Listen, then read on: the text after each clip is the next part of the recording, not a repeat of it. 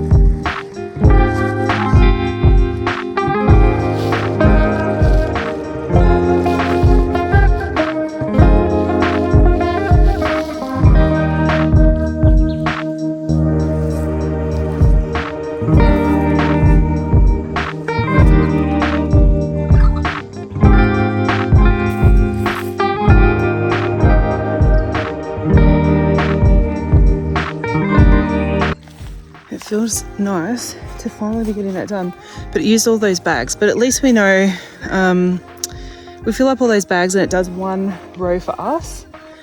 This row will get done, but it's going to be a bit later, and I've got to clean out all these other rows first. But I want to talk to you about the sunflower situation. If you've been following along this season, we've been having a lot of trouble getting the sunflowers to germinate. And initially I thought it was the birds, but I know it's not the birds because there's no scratch marks whatsoever in the last two beds and no radiant sunflowers have germinated. So unfortunately I've bought a lot of seed that I think is no good. I just don't, and it's different beds that we've had it in, so it's different, slightly different soils. I don't think it's about the soil. The fact that it's been 3 beds now that hasn't germinated, 3 different beds, pretty much has me thinking it's the seed. This is the latest bed and there's absolutely nothing. We've kept the moisture up to it and we've got sunflowers right next to it, planted at the same time, same bed, same soil, same treatment, and they have germinated. I checked last night and I do have a batch of sunflower seeds, the radiants, from a different with a bit different batch number.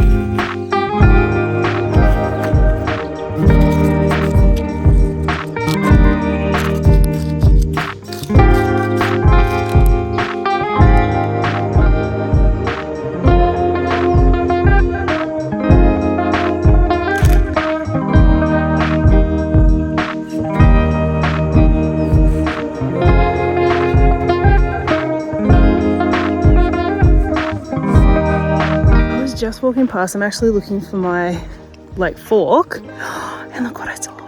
I was just casually walking past here and I spotted, can you see that? I've got loofahs It's so exciting. Let's go check it out a bit closer. Look at that.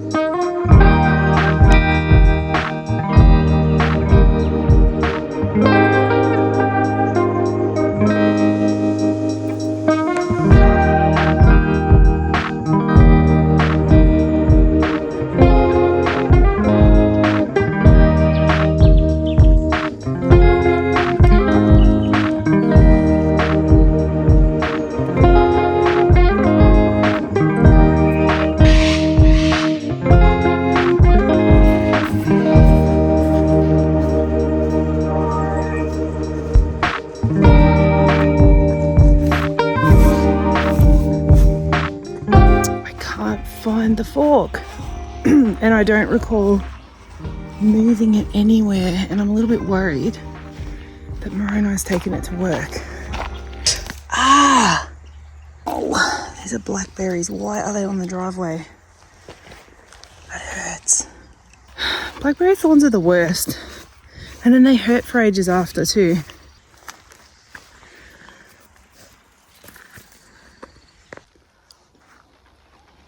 It's really good. I love it.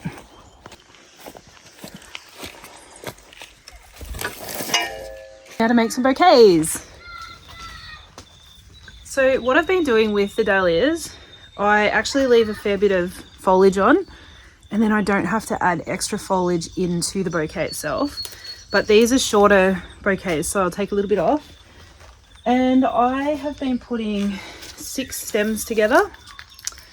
These are $35 bouquets, so yes, my pricing is I'm being a little bit generous, but I kind of price dahlias out at $2 a stem, sort of at a wholesale price. So if I'm putting 6 in, that's $12 of product in the bouquet.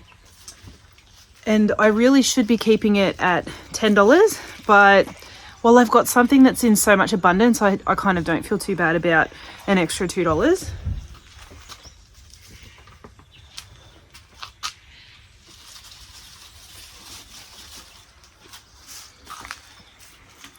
And I'm just spiraling it in. So I've only got 4 stems in there so far, and it looks really big. Anything that ends up below that tie line, I'm breaking it off. Any of the leaves, so that you don't end up with any leaves anywhere near the water. And I'm just trying to sort of put a mix of colour. So we'll put a Drachenberg in there for the pink. And there, that's 2, 3. I've still only got 5 stems, but it actually looks pretty big. I can put one more small one in there. Well, actually, I might leave it. It just so happens that some of these were double heads. So that is my bouquet. I'll go wrap it.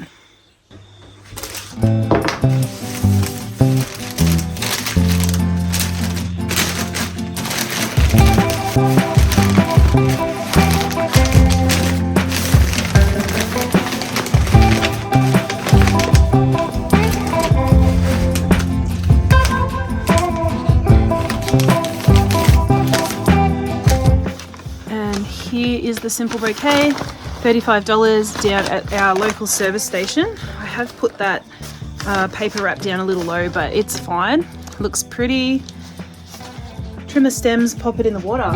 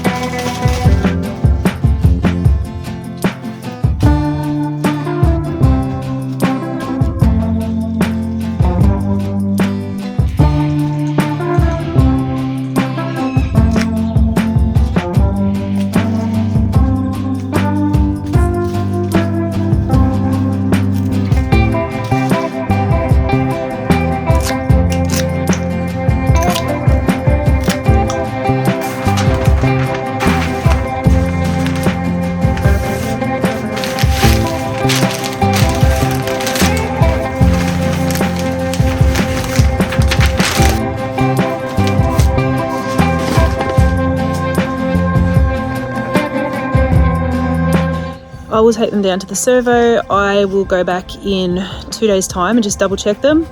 Dahlias, I don't really want them sort of on the shelf for too long, so 2 days max on display.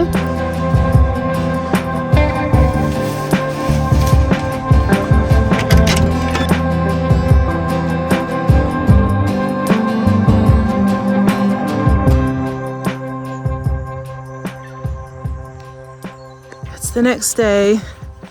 I'm going to go and show you how I hurt my back and how to avoid that. First, I want to show you these seeds. So I'm just trying to think, was it the last video? I can't remember. Everything's germinated, which is absolutely amazing. So I'll give you a quick little tour of that. The butterfly peas, Brussels, all the brassicas sort of germinated the quickest. Cabbages, the kale, the flowering kales, got those, have been germinated for a while, and all the stock germinated. So everything's up. And then we've got some of the veggies coming up. The spring onions, celery has not germinated yet. So all the lettuce, hopefully it pops up. The onions haven't popped up yet, and neither has the cilantro and the spinach. Something I didn't say in that seed raising video was, well, I don't think I said it. Really important to keep the soil moist. And the other thing is the germination temperature. It's not the air temperature, so it's not the temperature of the day, it's the soil temperature. And when you water it with cool water, it cools it down even more. You can buy soil thermometers to just keep an eye on things. So that was an important thing that I needed to mention, that it's the soil temperature, not the ambient air temperature. I've got 3 dahlias, the avalanche. They just took so long. I was actually going to practice doing cuttings, but I've left them way too long now. My sweet potatoes are going really well. I need to get them in. And then I've got the cuttings for the feverfew. They're looking nice and perky, but some of them do have flower heads. I need to come in, cut those out.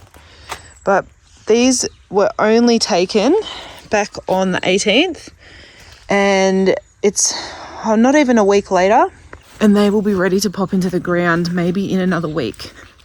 So that's what I mean by it's so fast. You're cutting out, the first 6 weeks of growth. They'll hop into the ground and they'll just take off again.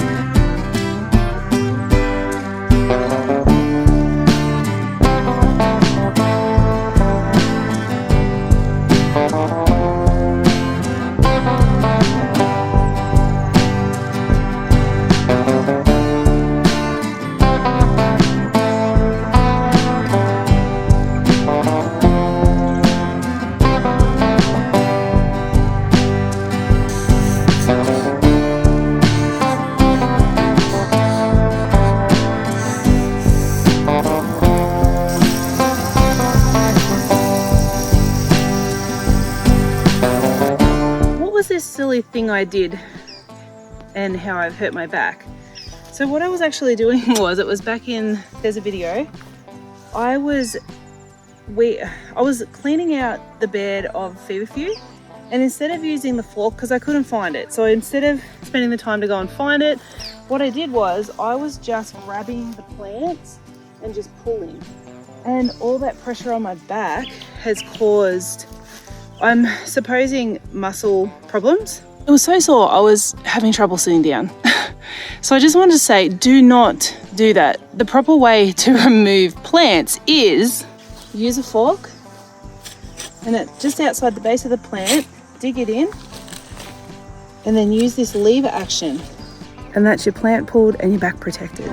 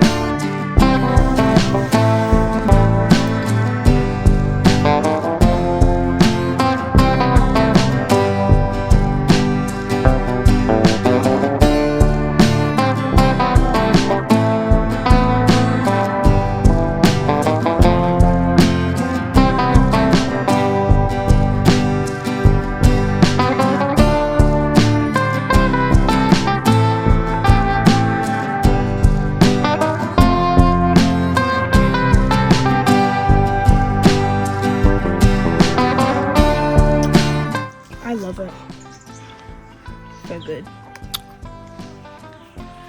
Are you taking videos of you eating?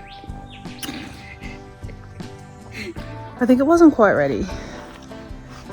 I picked it because the birds were getting it, but I think I need to try to cover them or something to keep the birds off, to give them a little bit extra. I mean, it was pretty sweet, and heirloom watermelons will be different to what we get at the supermarket.